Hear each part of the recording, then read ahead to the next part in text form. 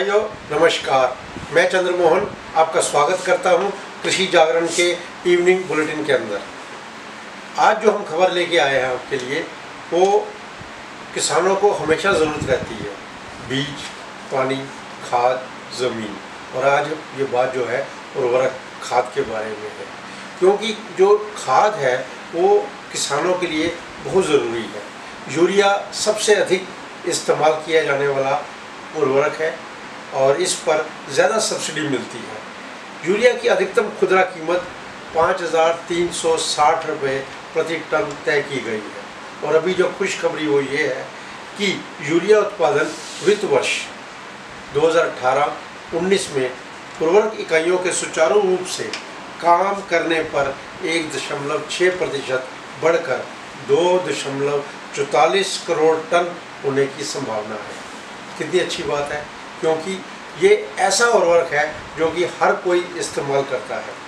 Urea का स्थानीय उत्पादन अभी भी 3 करोड़ टन की वार्षिक मांग से कम है, इसलिए इसका आयात 50-60 लाख टन की सीमा में होगा। सरकारी आंकड़ों के अनुसार वर्ष 17-18 में यूरिया उत्पादन 2 करोड़ 40 लाख टन हुआ था।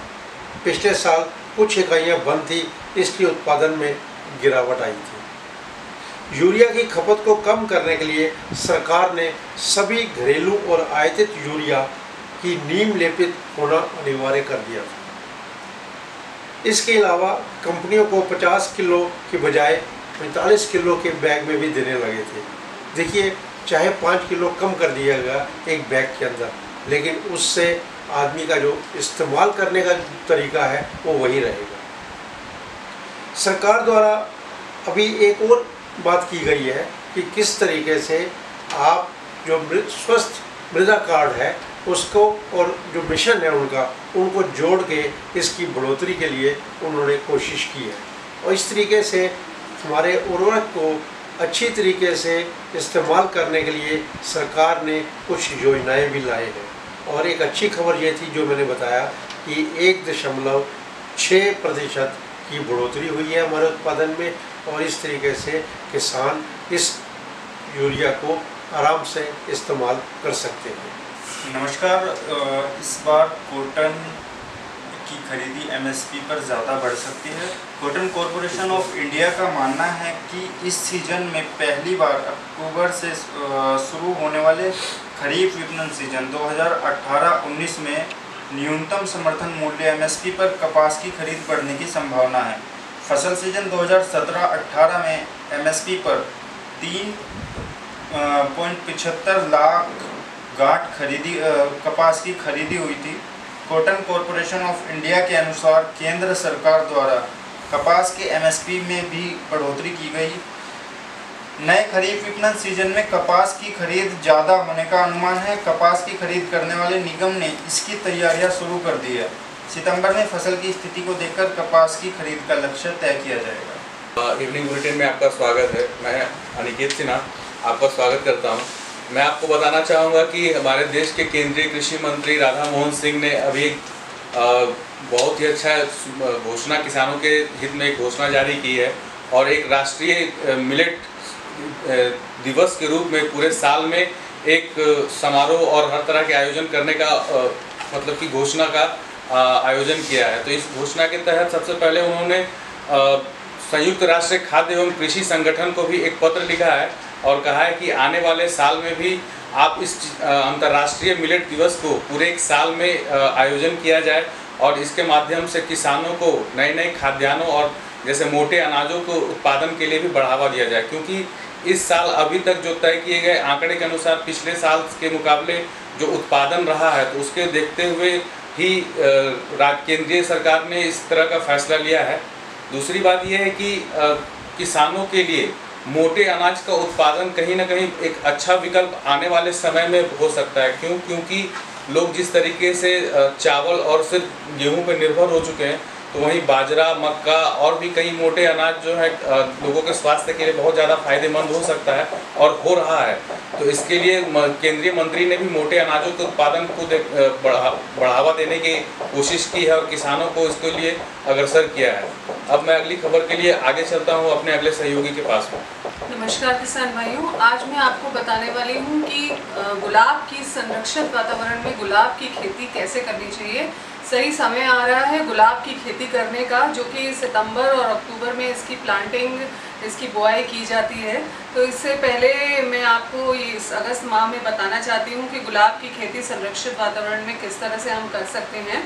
इसके लिए गुलाब के पौधों, पहले तो हम जानें कि गुलाब के पौधों को उनके फूलों के आधार पर अलग अलग विभाजन में रखा गया है। उनमें 3 विभाजन होते हैं जिनके नाम है हाइब्रिड टी, फ्लोरिबंडा और पोलियंथा। इनमें अलग अलग वैरायटीज़ आती हैं। इन 3 विभाजन में अलग अलग तरह के गुलाब के फूल होते हैं और इसमें मिट्टी और जलवायु जो गुलाब के लिए चाहिए होती है वो 6 से 7 pH के साथ अच्छी तरह से सूखी रेतीली मिट्टी की ज़रूरत होती है। और गुलाब की खेती के लिए न्यूनतम 6 घंटे की धूप होना बहुत ज़्यादा ज़रूरी है और दिन का तापमान 26 डिग्री सेल्सियस होना चाहिए और रात का तापमान 15 डिग्री सेल्सियस होना चाहिए। ये भारत के मैदानी इलाकों में ज़्यादातर गुलाब उगाया जाता है और अच्छी उपज वहीं होती है। और इसका रोपण और प्रवर्धन करने के लिए 2-3 बड़ वाली कटिंग को IBA या IAA पर 500 ppm में डुबो कर लगाना चाहिए और 45 बाई 45 बाई 45 सेंटीमीटर के गड्ढों को 2 बाई 1 मीटर की दूरी पर खोदा जाता है और रोपण के पहले प्रत्येक गड्ढे में 10 किलोग्राम थर्ड गोबर की सादी खाद को डाला जाना चाहिए। इससे हमारे गुलाब की उपज अच्छी होगी। और सिंचाई 2 दिनों में एक बार पौधे की स्थापना के बाद करनी है और उसके बाद 1 सप्ताह में एक बार करनी चाहिए। सिंचाई के लिए नमक के पानी से बचिए। उर्वरक के लिए अक्टूबर और जुलाई में छटाई के बाद पौधे को बर्ड 10 किलो और NPK प्रति पौधा 6 बाई 12 बाई 12 ग्राम डालना है। सूक्ष्म पोषक तत्व इसमें जो डलते हैं वो है 20 ग्राम मैग्नीशियम सल्फेट, 15 ग्राम मैग्नीशियम सल्फेट, 10 ग्राम आयरन सल्फेट और 5 ग्राम बोरॉन। इनका मिश्रण 2 ग्राम 1 लीटर पानी में मिलाकर इस माइक्रो न्यूट्रिएंट मिश्रण का फोलियर एप्लीकेशन चमकदार रंग के फूलों के लिए उपयोगी है। पौधा के रोपण के बारे में भी मैं आपको बता दूं कि छटाई का सबसे अच्छा समय उस समय होता है जब गुलाब के पौधे की गतिविधि कम होती है और इसमें निष्क्रियता कम होती है। तो रोपाई का समय विशेष क्षेत्र की जलवायु और आपके वातावरण पे भी डिपेंड करता है कि आप किस क्षेत्र में हैं। और सभी कमज़ोर रोगग्रस्त गुलाबों को छटाई करनी चाहिए, इनको हटा देना चाहिए और कट एंड में बोरेक्स तथा फिटोनॉल पेस्ट कार्बोरिल 50 WP के साथ संरक्षित करना चाहिए। और इसमें वृद्धि नियमित है। प्रारंभिक वनस्पति चरण के दौरान फूलों के उत्पादन में वृद्धि करने के लिए इसमें 250 दिनों के बाद छटनी के 250 ppm 50 WP का स्प्रे करना है। तो उम्मीद है कि इन बातों से गुलाब के बारे में, इन जानकारियों से आपको कुछ लाभ होगा। इसमें कीट प्रबंधन के बारे में भी मैं आपको थोड़ा सा बता दूं कि गुलाब चोकर बीटल वाइट इस पे लगता है और फूल की कटाई जो है रोपण 45 दिनों के बाद शुरू होती है। पूरी तरह से खुले हुए फूल सुबह सुबह काटे जाते हैं और पैदावार लगभग 10 लाख फूल पर हेक्टेयर इसमें प्रतिवर्ष प्राप्त किया जा सकता है। उम्मीद है इस जानकारी से आपको कुछ लाभ होगा और आप भी गुलाब की खेती करने की सोचेंगे।